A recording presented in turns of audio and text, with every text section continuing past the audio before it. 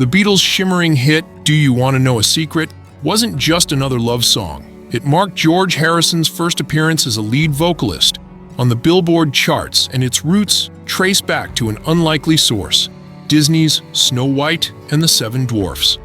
Released in the UK on March 23, 1963, the song carried a touch of nostalgia for John Lennon, who drew inspiration from his mother, Julia.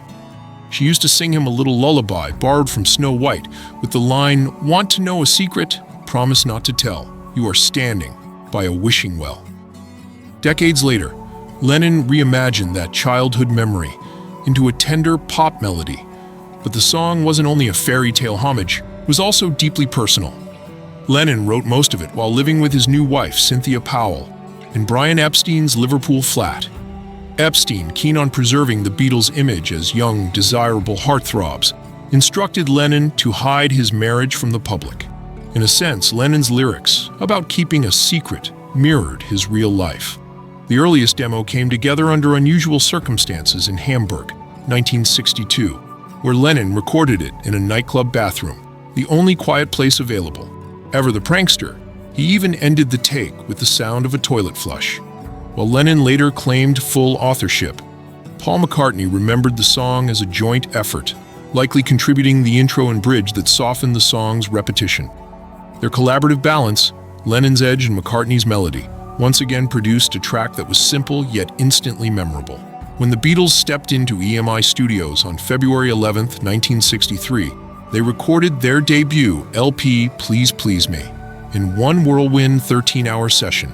Do You Want to Know a Secret was the fourth song of the day and became Harrison's first ever lead vocal on a Beatles album.